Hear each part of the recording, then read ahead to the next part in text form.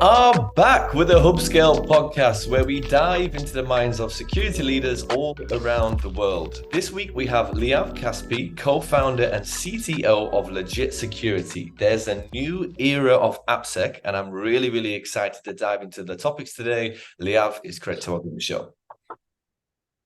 Yeah, thanks for having me. No problem at all. So I guess just giving a quick introduction to yourself, that'd be awesome, Liav. Sure. So I'm Liav, CTO, as you said, CTO and co-founder of Legit Security. We are cybersecurity, application security startup in business for 3 years at this point.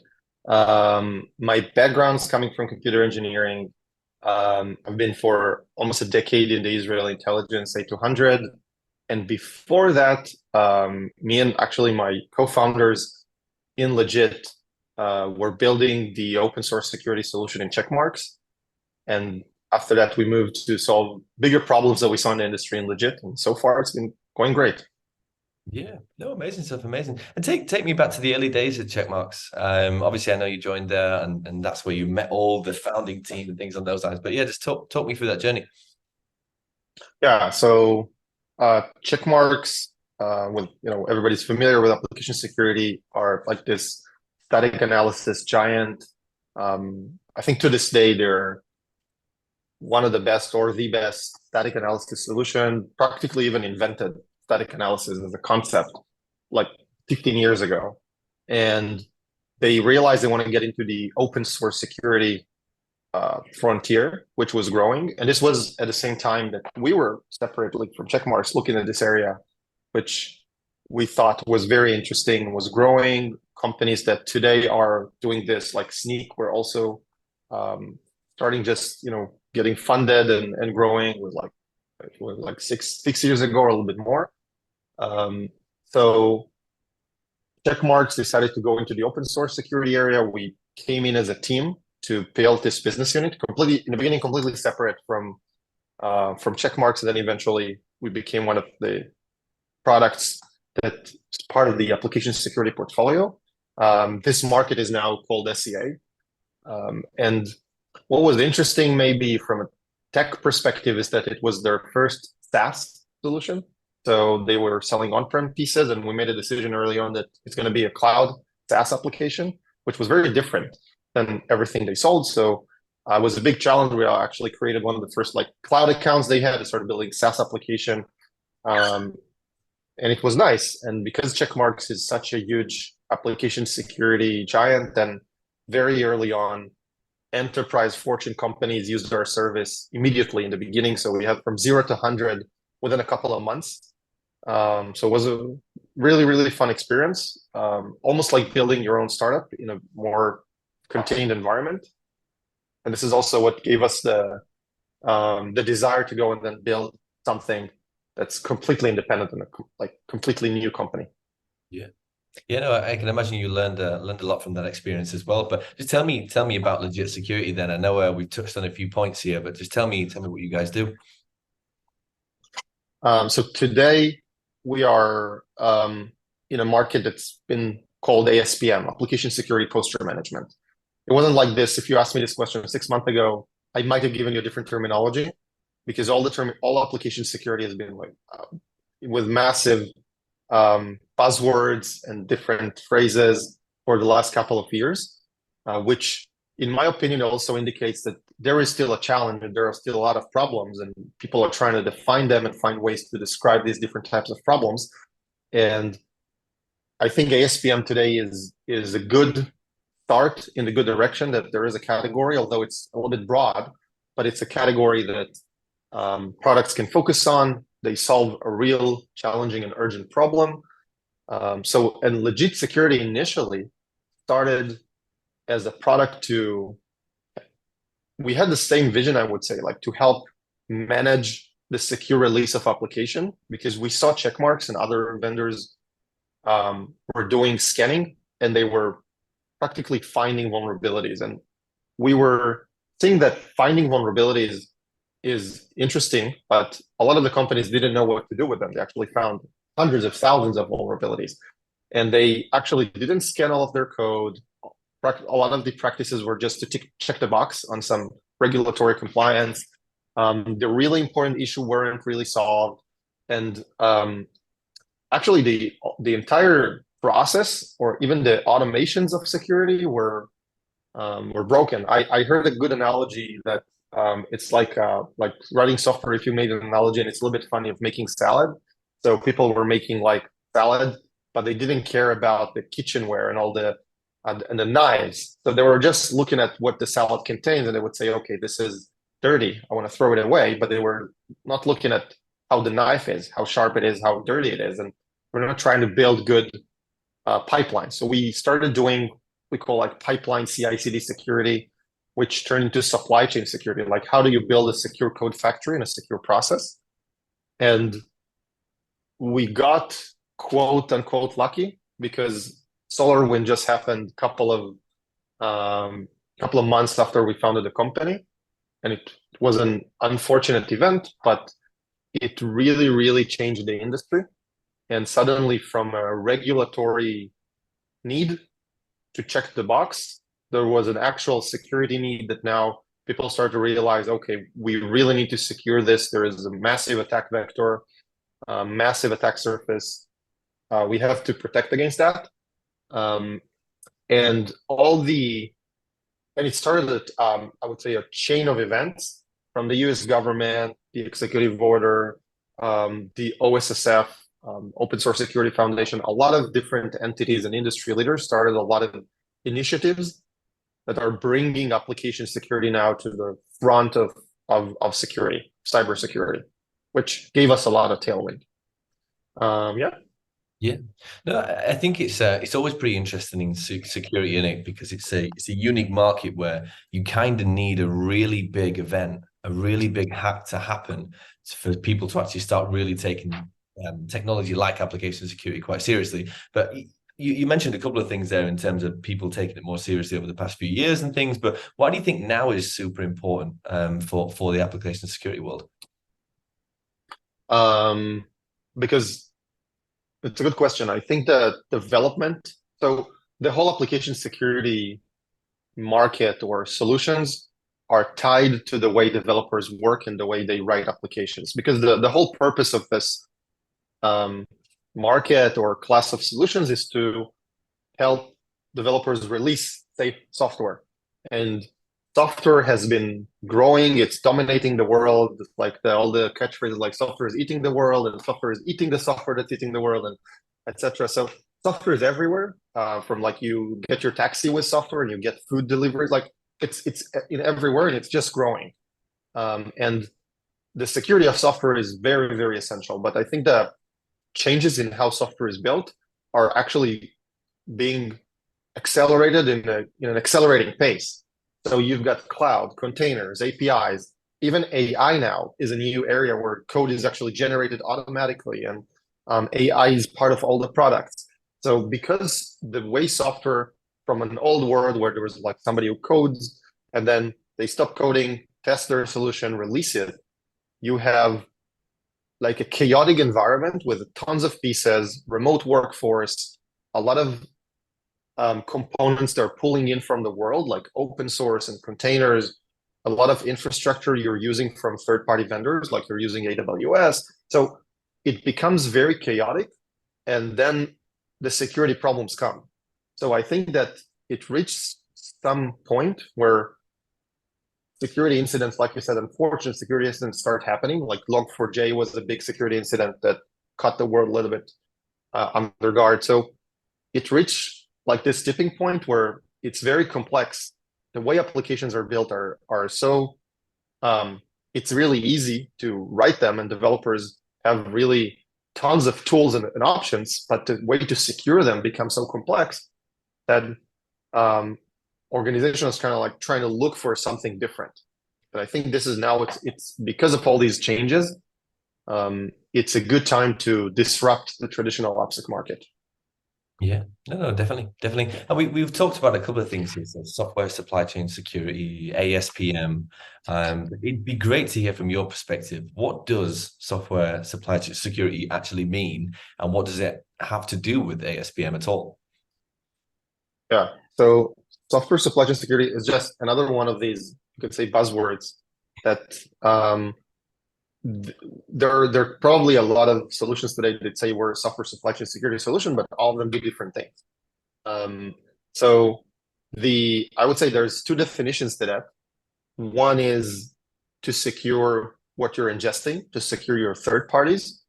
And there has been a market for that, what we built in Checkmarks. It's called SCA, and it's sort of evolved to be something beyond SCA. So we don't just need to make sure we don't get vulnerabilities.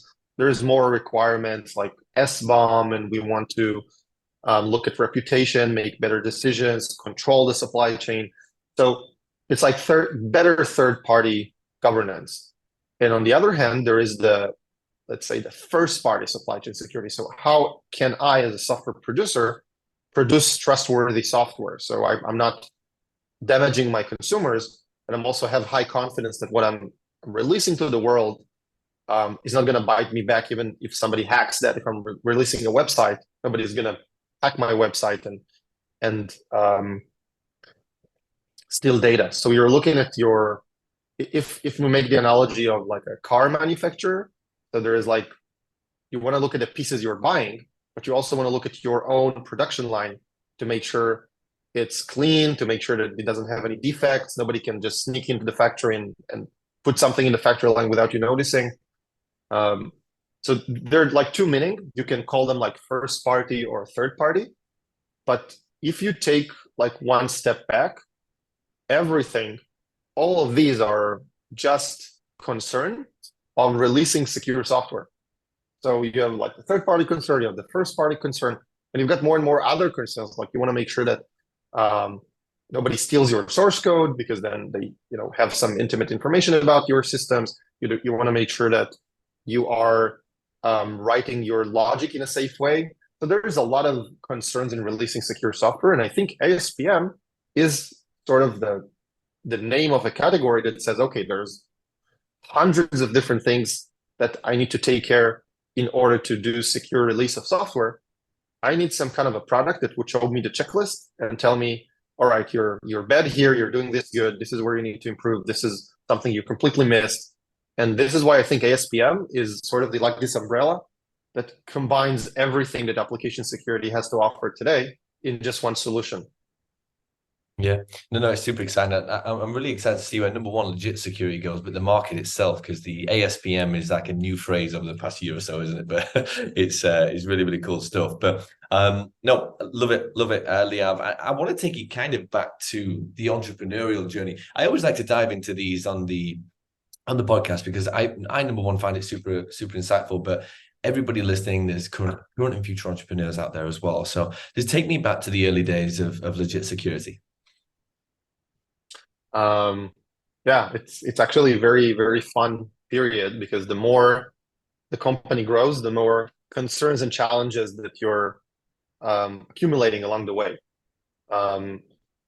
So legit security started, we got seed investments from CyberStarts, which we're very thankful for. It was a massive like show of confidence in the team. And also CyberStarts as a VC has tremendous access to security leaders that can help you focus the product. And I think one of the realization is that you might have a really, really good idea, but coming from an engineering background, from a tech background, you have to sort of understand that sometimes the best tech is not the best product that sells. So you have to shift your mind into a more business-oriented mind, like we might have an amazing algorithm that can solve really, really interesting tech problem, but it's not that urgent and it's very, very cool. So like making this distinction between what's really cool and what's really needed is something that you have to change shift your mindset. And the second thing is sometimes the actual problem is a little bit like a couple of meters from the problem you're thinking you're solving. So and actually, this has been like the philosophy that CyberStarts gave us in the beginning. So we started having more and more and more conversation with huge enterprises, with large security leaders, executives, trying to shape or focus the problem we're solving. I can tell you that the initial deck that we created like 3 years ago about something we want to solve is actually what we do now. It's closed, but it's shifted because we realized that there are more fundamental problems. And one example is that we realized that people really don't know what's in their environment. So the first version of Legit, which actually we sold after 6 months of being in business, we actually sold our first Legit, license, and we had our first customer, which was very, very super fast. Was just on the idea of mapping as SDLC environment, just telling you what servers are there, what security tools that are there, like giving you an inventory.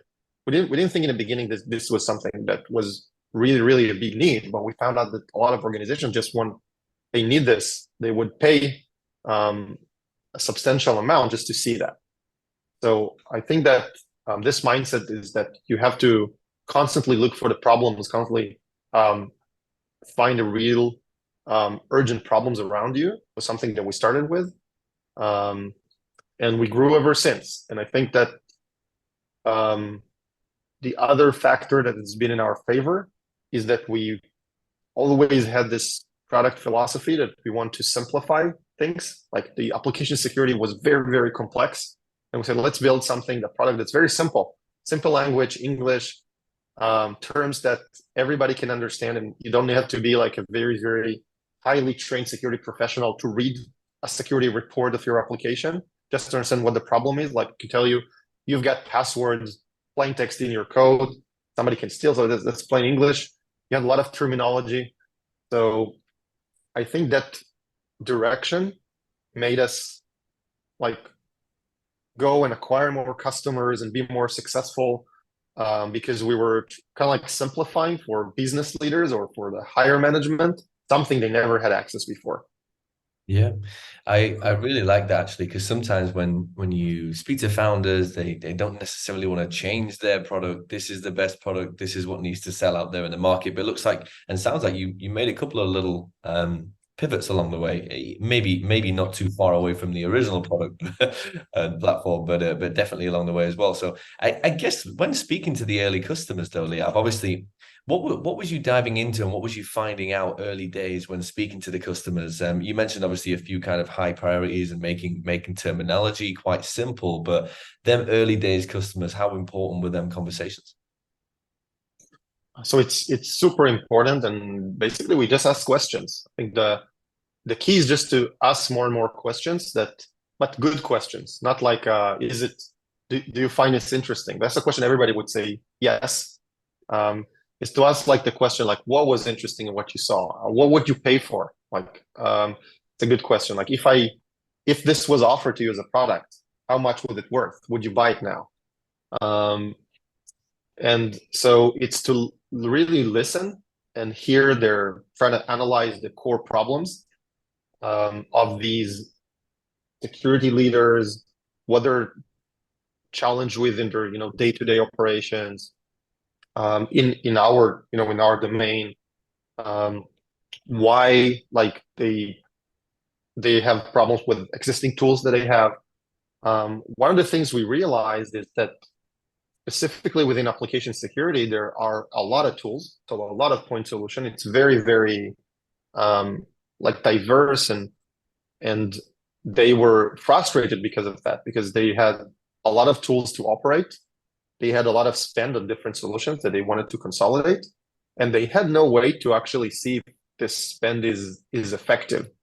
So they were like, okay, I'm spending millions of dollars on this solution and spending a lot of money on this solution, but I have no idea whether over time I'm actually helping the business. Sometimes I feel like I'm slowing the business.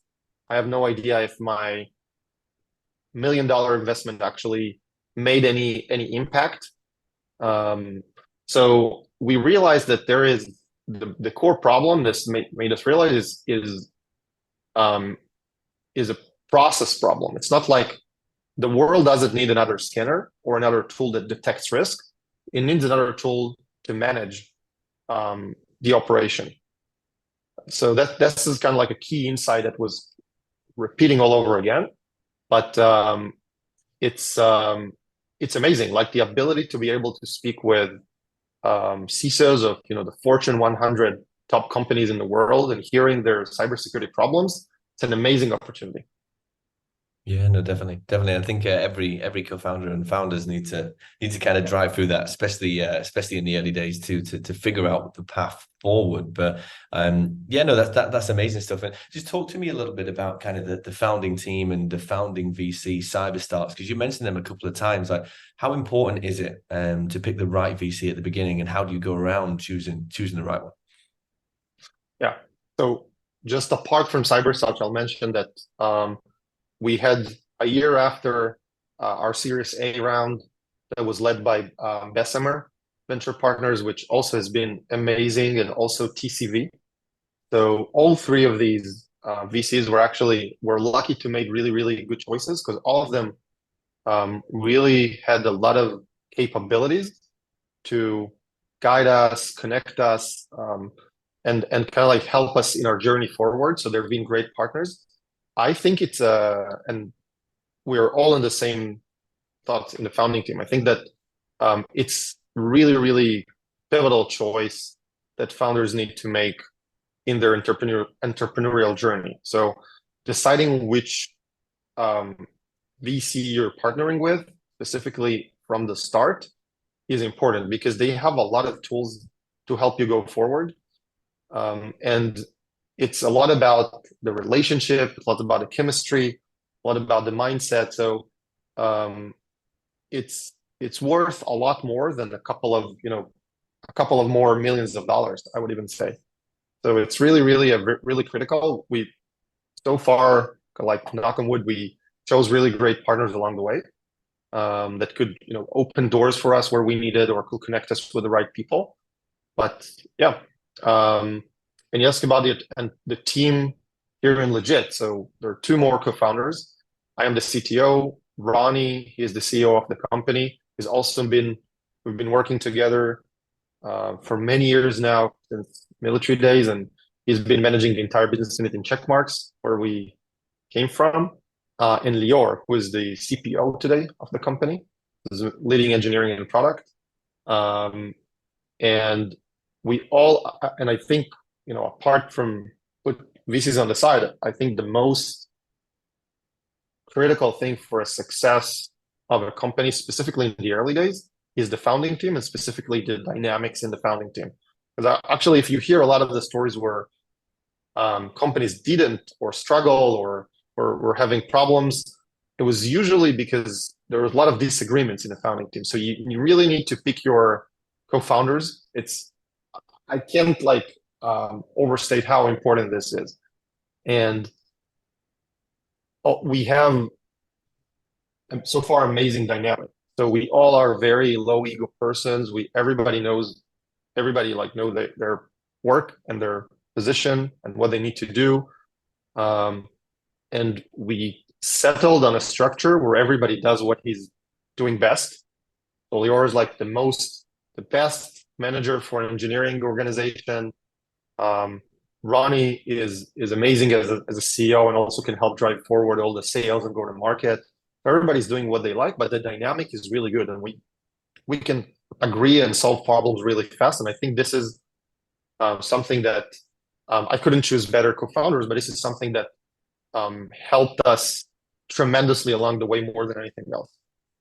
Yeah, no, I like that a lot. It sounds like, and even from meeting you when it came to Mel and meeting Ronnie and the team, it sounds like you've got a really, really good dynamic as well, which is awesome stuff. But I guess in terms of, so you've got the founding team, and then the first few hires coming to the door. They always say the first few hires are the most important as well to shape the company. But talk to me about attracting talent to Legit, Liav, and what that journey's been like, because you've grown quite rapidly as well. Yeah, so it's definitely very, very challenging. When we started, also and we started in Tel Aviv, and the market here for tech and engineers was very, very, very hard. So it was very hard to attract talent. A lot of startups that started in 2021, and they all wanted to, get their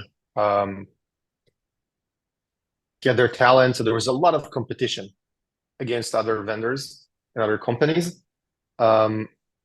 We are looking, and I agree. The first employees are really, really important. And we were looking for like generalists, very versatile people. And the profile we had is someone who is on the way to also become a founder. So we were looking to these people who could do everything. So it's very rewarding if you can have, let's say, your first software engineer, but a person that is a good speaker, so he can come and talk with the first customer that he just built feature for, because you still don't have customer success, and you still don't have sales engineers, and it's really nice if you bring on a researcher that can also go and talk in conferences and can also do some marketing and post something on LinkedIn.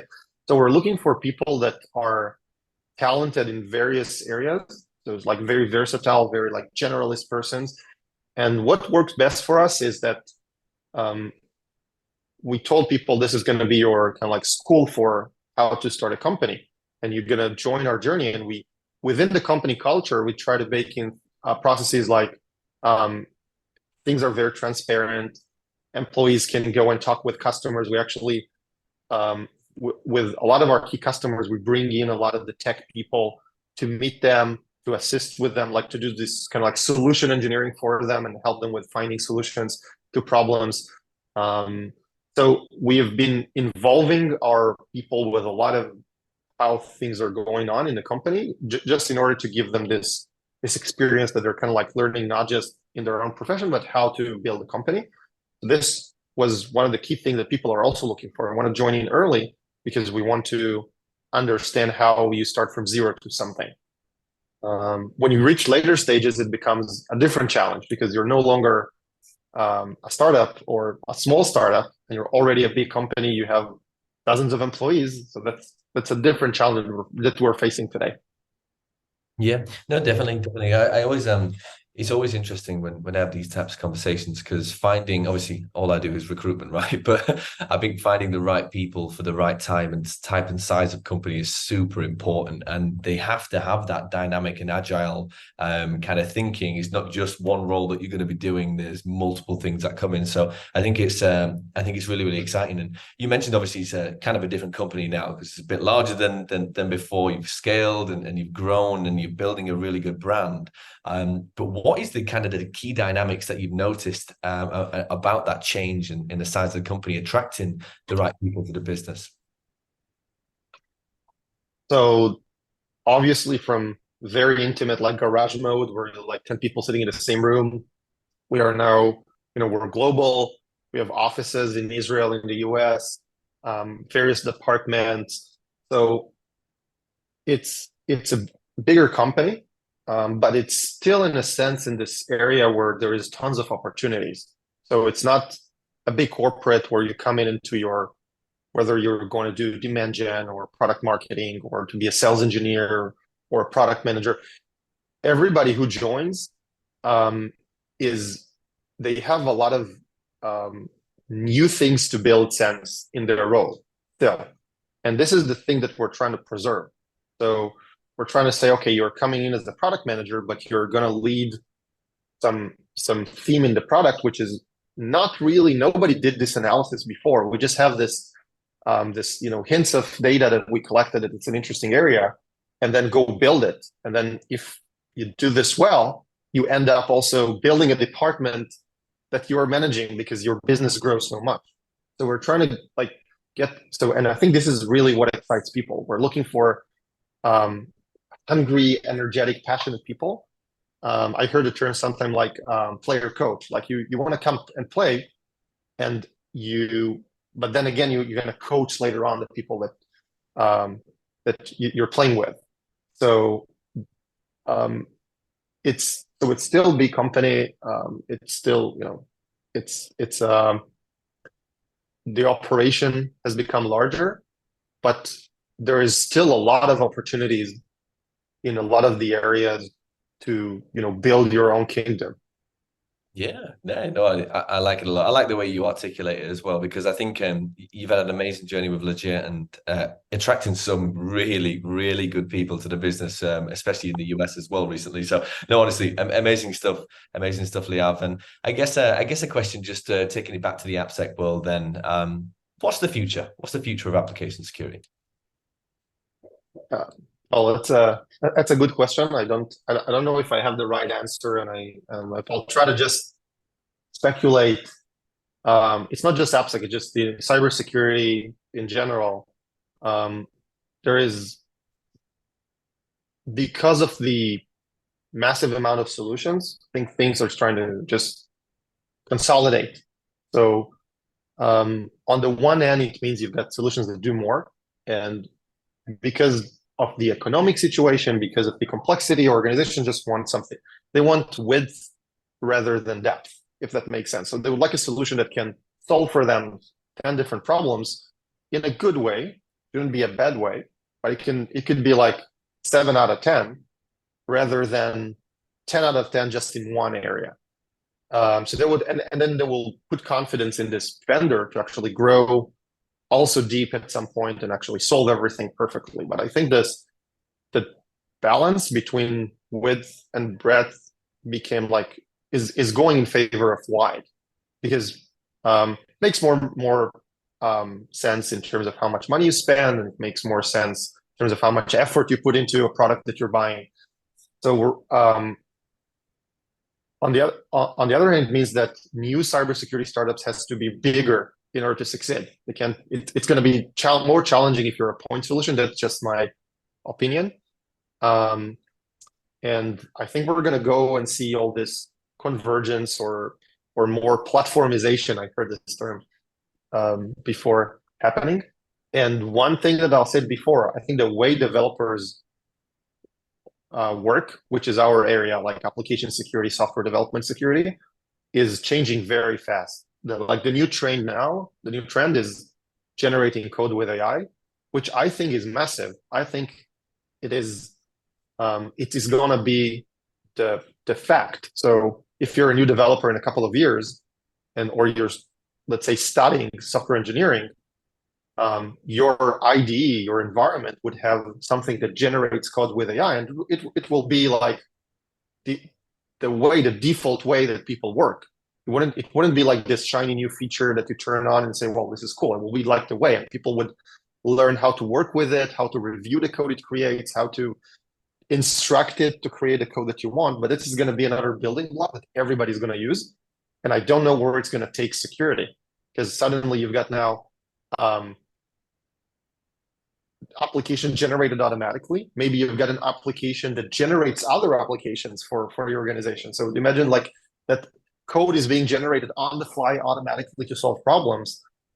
It creates a different set of problems. So I think this is something that's going to disrupt one way or another the entire application security industry. Yeah, no, I'd love to dive a little bit deeper on that actually, because how does that affect the world if it's if you're having a AI create apps and not really think about the security side of things, but how does that affect the world? But like you actually said it in your question, like if you've got an AI so we have this amazing technology, which is absolutely phenomenal, that you can describe what you want, and an AI to just read a lot of code examples in the world can just get them together and give you, here is the code that provides the functionality you wanted. But today it doesn't have any, doesn't pay attention to a lot of concerns. Like also there is a lot of fear on just the regulatory concern, which is a big question that I don't think anybody has a good answer for. But what happens if the lines of code there are part of like a proprietary code that somebody wrote? Are you infringing license? Do you need to pay royalty to someone, or do they have a claim like to say that you actually stole some of their IP? So I think these are questions that will be answered one way or another by the industry in the next, I think, year or two. But I think the security, we're just trying to uncover. We're just like it's like this big iceberg under the water. We're just at the tip of that, of what are all the security concerns of this new world where a lot of the code is automatically generated and maybe nobody reviews it at all. Like it just flows automatically in automated application pipelines, gets released and creates some function. It's really hard to tell. I guess only time will tell, won't it? But I guess it's going to be an Yeah. interesting couple of years for sure to see what happens. But Liav, honestly, really appreciate you coming on the show. I always like to leave with one final question. I think it's pretty insightful as well, and I think you'll like it. But if you had to go back to the beginning of your career, what would you tell yourself? Wow. Um, it's it's a good question because usually I made a lot of choices. I sometimes was really after I made a choice was like, oh, I think I did a bad choice, but then I'm very content to where I got now, and I think all of these choices made me be where I am right now, for the good or bad. Um, but I think that I would perhaps tell myself to go on this startup journey a little bit sooner than I did today. I like it. I like it a lot. Well, Liav, no, appreciate you coming on the show. Really excited to see where Legit Security, and I'll be following from the sidelines for sure. But no, appreciate you coming on, and thank you very much.